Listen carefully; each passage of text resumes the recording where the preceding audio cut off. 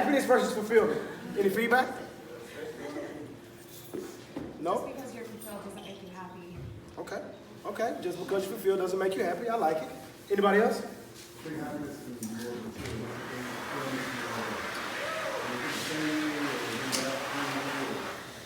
Bam. Nice. Did y'all hear what he said? Happiness, materialistic. Fulfillment is your family, right? Something that has theoretically more substance, right? So, perfect. So, again, I always like to give y'all something to think about. Y'all see what that says? What did it say? But is it real? But is it real?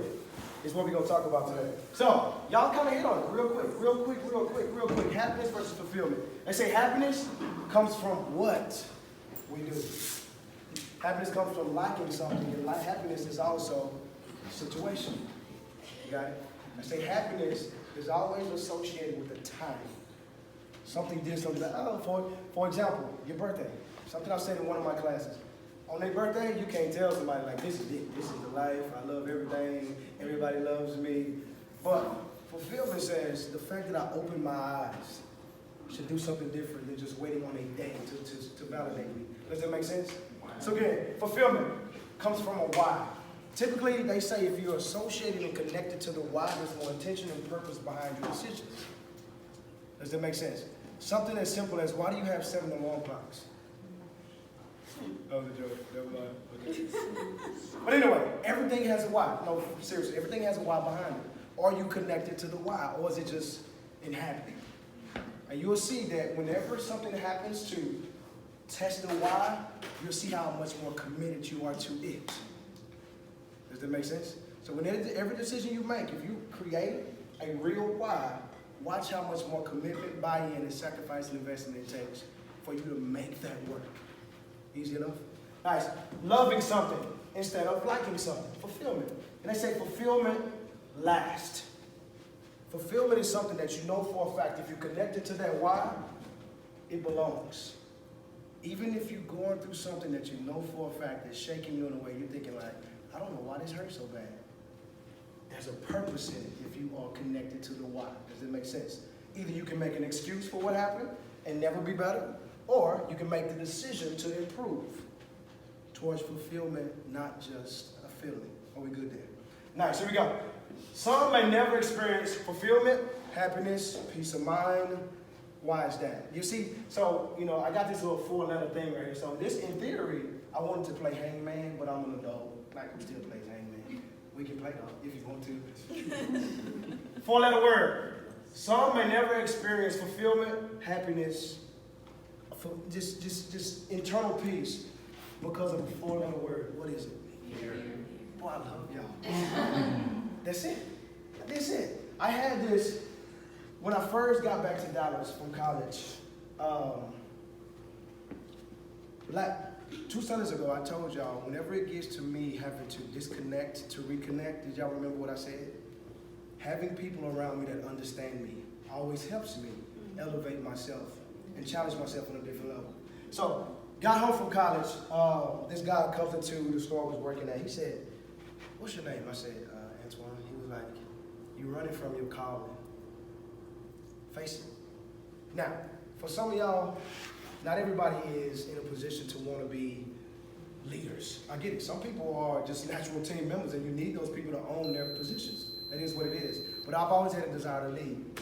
So, pointing that is, I had my first speech. Basically, we stayed in touch for years. I had my first speaking engagement, and the title of my event was Fear versus Faith. Fear versus hope, right? So, fear is false evidence appearing real. Faith or hope is the substance of things hoped for, the evidence of things unseen. Neither option provides you anything, but what's in you gives life to either one of those options. So in theory, what's in you? Whatever is in you is going to come out of you. You got it? So what do you give life to in a moment in which fear, as they say, creates a fight or flight mode that you give life to?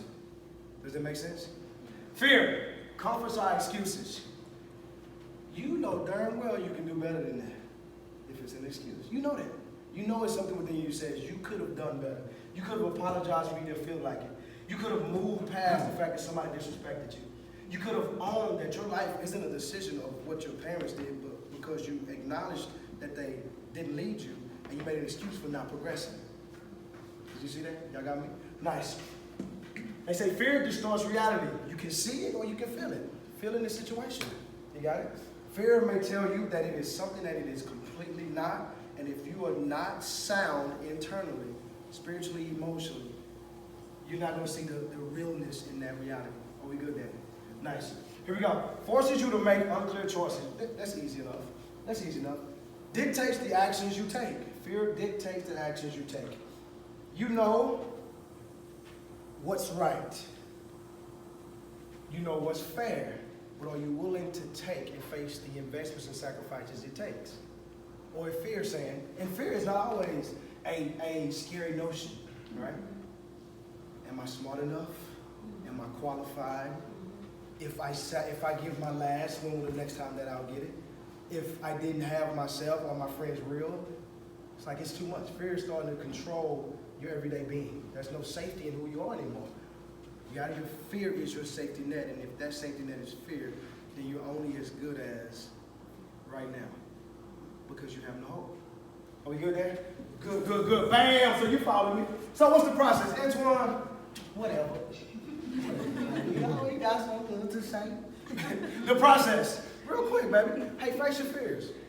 Face your fears. That's easy to say, but what is a fear? It's I always tell my daughter, find a process you believe in and watch how you change how you look at it. Face your fears. So I ask you, what is it? What are your fears? What makes you unsettled? What makes you nervous? What makes you like, what is it? Here's a thought that I want to throw at you. My buddy has a degree, probably one of the smartest guys I know. 2 weeks before Corona hit, guess what happened? He got his little notice and said, hey, you're no longer employed here, here's your severance.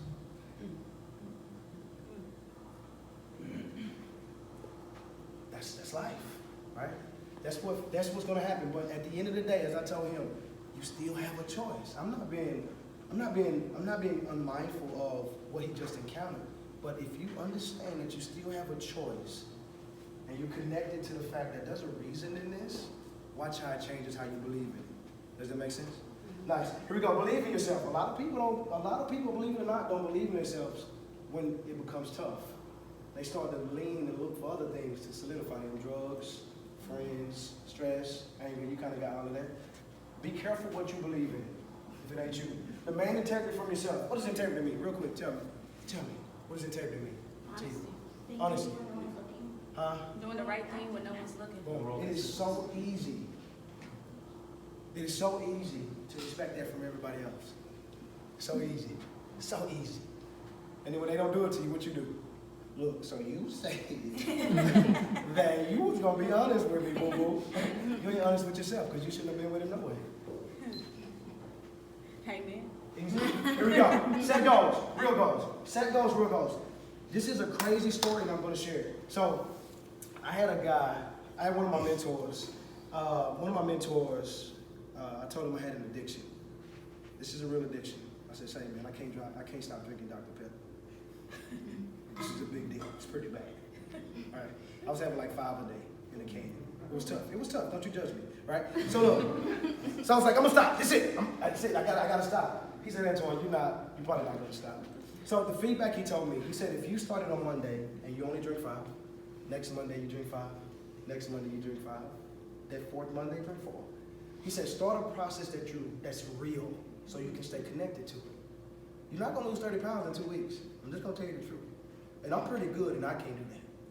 Like, I'm a pretty good coach and I can't help you with that. But if I can say to you, how about let's just start drinking an adequate amount of water. Let's start there. How about setting an alarm to wake up 10 minutes early and give me 20 squats? That's easy. That's something you can do from your home. Make that process as simple as possible. All energy is positive energy. Like I told you about the owner at my job, and he tried to make me complain. I was like, I'm good, bro. Ain't nothing gonna change me. And if you are around me long enough, that is me all the time. I'm good. I might be shaking and torn up on the inside about something, but I know that I have control of the next decision. Regardless of how I feel, what am I going to speak and give life to? Easy enough? Release what you can't control. Easy. If you can, this is what my grandma said. I said it at the beginning of the at the beginning of class. She said, worry has its place. She said, if you can fix it, Antoine, fix it. Quit worrying about it. Oh, oof.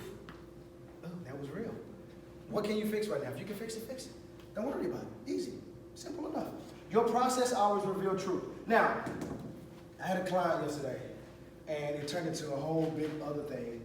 But I told him that this process isn't going to be easy. I said, because you haven't allowed yourself to be real with yourself. When you, without going too far, he's overweight. And I wanted him to say to himself, what is this process making you feel like? He said that I'm indecisive, that I don't care about myself, that I don't love me, that I'm not okay with my image. That's truth. That's it. When he accepts that truth, he's now connected to his purpose. And guess what he's going to do? He's going to stay connected to that process. So whatever your process is, always believe there's going to be some truth associated with it. This was my motto for all through college. Live, learn, grow. Living is you being connected to every day. Learning is knowing that when you face something, it is only to improve you. And whatever you improve through your living is only supposed to help you grow. If you're going backwards, I need you to fix something in how you live it and how you learn it. Don't be good there. Easy enough. This is how we're going to finish it right here. Real simple. Life is really simple, but we insist on making it complicated. I think that's easy enough, right? Some things, it's really not that bad. You're making it that bad because you don't have enough trust in the process. Life is the question. How we live is the answer. Happiness is a choice. And then this last part is what's valuable to me. They say your life becomes a masterpiece when you learn to master peace. There's only so much you can do. That's the truth. But with what you can do, how do you control it instead of it controlling you? Keep in mind, you have control until you give it away. Everything outside that is just an excuse. Oh, let's go home, baby. Let's take this picture.